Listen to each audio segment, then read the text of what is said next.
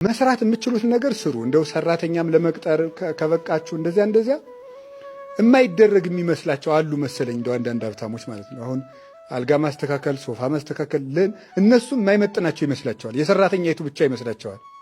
ለእናንተም ይመጥናችኋል እኮ። አይመጥናችሁም እንዴ? ኧረ ይመጥናችኋል። በደንብ ነው የሚመጥነን እንጂ ዝቅ ብሎ መስራት ለእኛ የማይመጥነን ነገር የለም። እንዲያውም አንድ ነገር ልንገራችሁ፣ ለሰው የማትናገሩ ከሆነ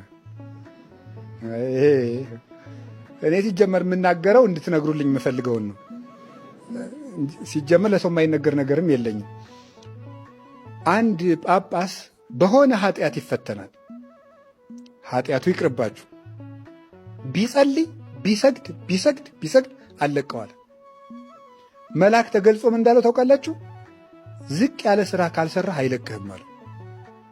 ከዛ ምን አደረገው? ጳጳሱ የጵጵስናቸውን ቆብ አስቀመጡና የመነኩሴ ቆብ ቀብቱ ይዘው የመነኮሳትን ሽንት ቤት ማጽዳት ጀመሩ። እግዚአብሔር በዚያ ትሕትናው ያንን ኃጢአት እንዳልተፈጠረ አድርጎ አጠፋለት። እንዳልተፈጠረ ጳጳሱ በጳጳስ ደረጃ ሰግዶ ያልጠፋለት ኃጢአት ምን ሲሰራ ጠፋለት? የተናቀ ሥራ ሲሰራ ማለት ነው። ትሕትና ሰውን ከፍ ያደርገዋል።